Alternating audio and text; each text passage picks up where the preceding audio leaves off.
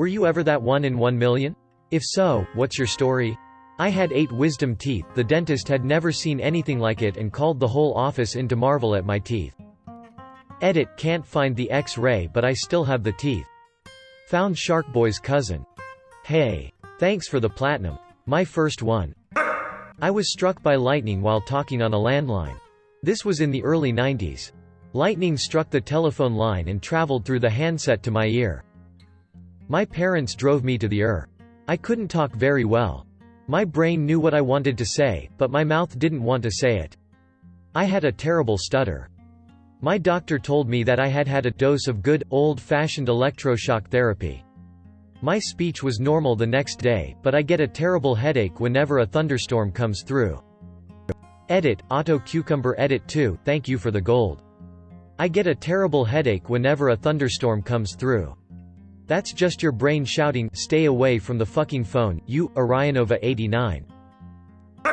I slept wrong one night and pinched a nerve in my neck so severely I lost the right side of my body, it just went silent like it wasn't there for months.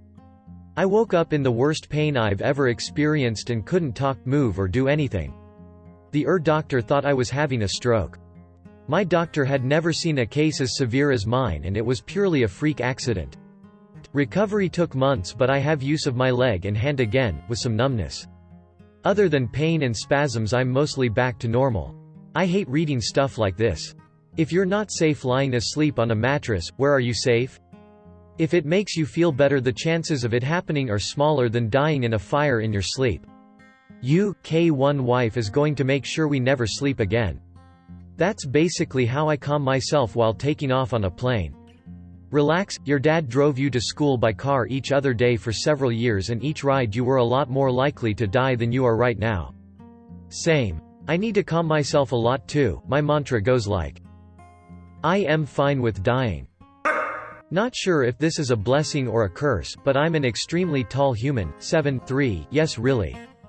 Not sure how rare that is. 1 in 1.6 million of being over 7 feet tall. 1 in 2 of being asked, how's the weather up there? The appropriate response is, it's great. How do my balls smell down there? Edit, thanks for the silvers. Also, many of you might want to check out our spit fetish NSFW with some of these suggestions. I have completely unexplained hearing loss in my left ear. I had a cyst in it when I was 6, and the surgery to remove it and fix the ear was successful. When I was about 12, I woke up one morning with a killer headache and ear ringing, and after 3 days it went away and so did my hearing. Doctors did multiple examinations and an MRI and they said it should be totally functional, it just isn't. 1 in a million case. Edit, word of warning to new Redditors. Don't comment on a post before bed. I woke up and now I know what rip my inbox means. Edit 2, thanks you, Blairgs for my first gold. For my 7th birthday we went to Disneyland. They just happened to be having a car a day giveaway when we were there. For my 7th birthday, Mickey Mouse gave me a Pontiac Firebird. I have a very rare skin disease that only 1 in a million people get. I've been told that I'll probably never meet another person in my lifetime with it. Asterisk Haley disease for those interested, asterisk. Edit. For those asking. 1. I was diagnosed by a team of dermatologists. They had to take a biopsy of one of my many outbreaks. A picture of that particularly horrible rash is currently in a medical journal, or so I've been told. 2. Yes, it is a very painful disease. 3. Yes, I get steroid injections for it. I also get Botox injections to control sweating and prevent some of my outbreaks. 4. No, I don't know if you have this disease. You have to get a biopsy. 5. Yes, it's inherited. My mother was a carrier, and I've been told my grandmother had the disease for more than half her life. So rare they named it twice. Edit, according to approximately 624 other Redditors, Manhattan is the other name. I have symmetric bilateral coloboma of the iris and retina. Essentially, my pupils are shaped like keyholes instead of circles. A single coloboma is pretty rare, double coloboma is even more rare, and double symmetrical, well, you get it. Edit, obligatory thanks for the silver, kind stranger. I fell asleep after posting this, and woke up to a bunch of feedback. I posted over in r/eyes just now with more information. I once guessed a 6-digit random combination on the first try. It was the only try I planned to give, as a kind of scratchpad whatever moment. I was in 2 separate car crashes in 2 separate cars in less than 45 minutes apart. Also, go you, Shark Boy. Edit, I wasn't the driver for either crash. First car was hit from the side. Friend came and picked us up, car lost traction and we slid off the road and hit a pole. Neither was that bad, just poor timing. Diagnosed with an extremely rare liver disease, primary hyperoxaluria. Some 300 people in the United States currently have it. Basically pass a lot of kidney stones and need a double transplant to fix. Edit, whoa, just woke up to a whole lot of questions and support, thank you all very much and thank you for the gold smiley face. Edit, 2 golds? Nice. Also I should have been more clear, when I say double transplant I meant kidney plus liver transplant. Edit, sorry for another edit but I really just wanted to thank every single person who replied to my answer. So many times I lose myself in my own mind and feel alone and the fact that I received support from strangers helps me so much. Some people even offered to donate. Wow. Just wow. It's hard to express over text but I will forever remember this. Also I wanted to say to check up on the people around you. I may look like a normal person, I don't have tubes running from my body, my head may not be bald but I still suffer mentally and you know, kidney stones haha, just check up on your friends and family and make sure they are doing okay. Thank you everyone smiley face. I'm on the donor registry. I hope you find your match soon. Less than 3. Very wholesome, I send tit pics. Perhaps the most generous person alive. I was so freakishly allergic to ant and bee venom as a child that a single sting from a single little common black ant put me into anaphylactic shock.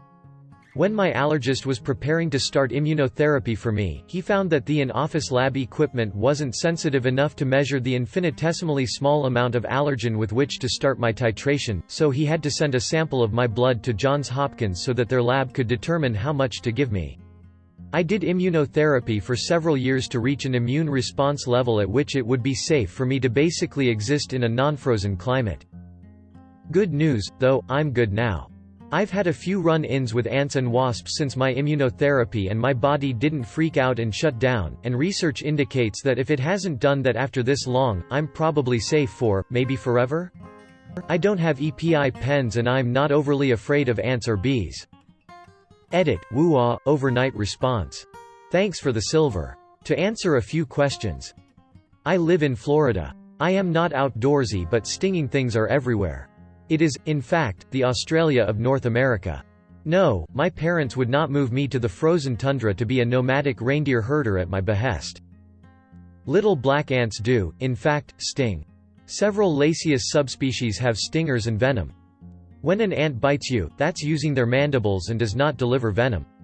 When an ant stings you, that's using their butt needle and delivers the pain juice. Most ants do one or the other. Fire ants do both at the same time. I did some research a while back and found an academic paper that indicated that if I haven't had a reaction after this many years, the likelihood that I ever would again is vanishingly rare. I wish I could find it again right now, but I am already late getting ready for work, so if I find it later I will post it. I feel completely safe having a cell phone instead of an EPI pen. I've got the middle toes on both feet webbed. So did Stalin. Quack. This feels like a fun fact but at the same time a threat. Agree. That's a significantly menacing quack. My ex was struck by lightning several times and lived. Died in a car accident though, so not as lucky as he claimed to be. Being struck by lightning once is unlucky. Being struck by lightning multiple times is lucky. I was on Tinder and was talking to this guy. He was supposed to meet me for dinner, I texted him and no answer. Then I texted him on Tinder. Said that he couldn't make it. However, I got a text back from the number. It wasn't the guy that I thought I texted. It was the actor Gerard Butler. I thought he was lying until he FaceTimed me. Nice guy. Edit, well, I didn't think this post would blow up. First, I didn't go on a date with him instead. He lives on the West Coast and I live on the East Coast. I didn't keep his number because I respect his privacy. When he FaceTimed me he was super casual and asked me why I was using Tinder and he wished me luck on it. Thanks for watching our video. If you like it, please smash the subscribe and like button to support the channel, so that we can create more quality content in the future.